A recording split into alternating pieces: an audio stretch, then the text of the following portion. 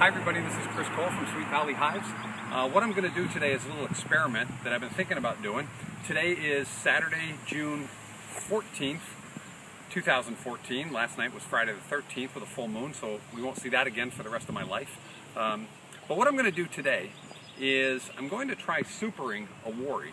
So what I've done is I've taken one of my standard Wary boxes and I cut it down to about a third of its normal depth. And I want to put it on top of the Wary hive just to see what happens. Now I know there's some Wary purists out there that probably might object to me doing this, and all I can say to you is lighten up, Francis. This is an experiment and we're going to see what happens. Okay. Oh, and a tip of the hat to the Southern Tier Beekeepers Association from Southern Tier, New York for the hat. Appreciate it. Still wear it, getting a lot of miles out of it. So let me get buttoned up here, and I'm just going to throw this on. And my goal is here to follow this up with another video showing the results in a couple weeks. This is my backyard hive, so you're going to hear some traffic going by as we do this. My apologies for that. Can't stop the traffic for this video. They have no respect for beekeepers around here. Unlike an installation where I might not wear gloves, today we're going to be a little bit more intrusive into the hive, so I'm going to go ahead and put on the gloves. Smoker's going up. Here we go. Come on over and take a look at this quick before I tear it apart. We took the roof off already. We're going to remove the quilt box. Let's get a quick shot of the propolis screen. They're already starting to propolis this pretty nicely. And they hear me coming, so they're starting to get a little anxious here. So let's smoke them down. This hive in particular actually made it through the past winter. It was started last year in 2013. And it came through the winter quite nicely. And this is one of the coldest winters that has ever been on record in Pennsylvania. Okay, so we're going to do this rather quickly. Let's take a look at the hive, the supering component quickly. Again, we cut it down. I just put it on the table saw. We took some of our top bars and we cut them down so there's two short legs on it. And they're laying in there. We're going to put it on, come back in a couple weeks and see what it looks like. Okay, without too much fanfare, I'm going to pull this off. I'm going to put this on so everything's parallel. Back on. Probably didn't even need a suit to do that. But that's all there is to it. We're going to put the super on. Quilt box goes back on. And the roof is going back on. We'll come back in a couple weeks and see how this looks. See you then.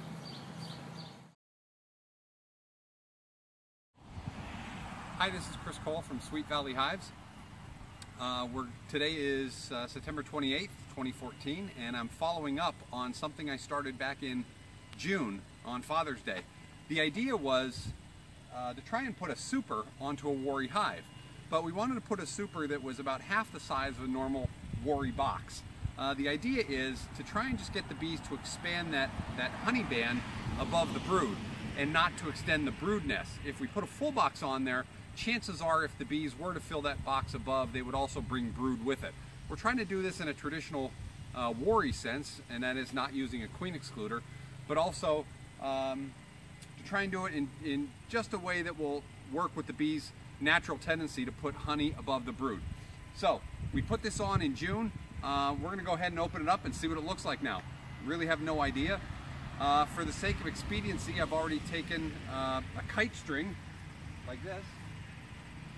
I took some kite string and actually ran it between the super and the top box just to make this speed up the video a little bit more. I also loosened the propolis screen and took the strap off the hive. So we're going to take off the roof, take off the quilt box. Go ahead and give them a little smoke. We will pull off the propolis screen. Early indications are that the super system works. So let's go ahead and tilt it up. And sure enough, it works. That is all capped honey, 100% capped honey. So what we're going to do now is pull this off. Take a look at that. I would say that's got to be at least 10 to 15 pounds of honey right there. So we'll set that there.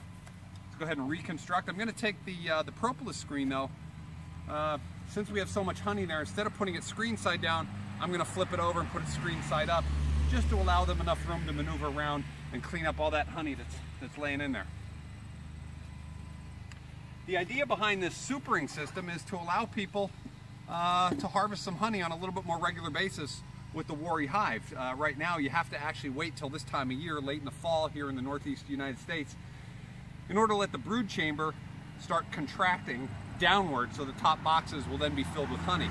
By putting on a supering system earlier in the year, during the March-spring nectar flow, we can allow people to start harvesting honey on a more regular basis, maybe twice a year from a Wory hive, and do it in quantities that are actually manageable. For if it's just one person doing it, it's a much more manageable size here than would be to lift a whole 40-pound box of honey.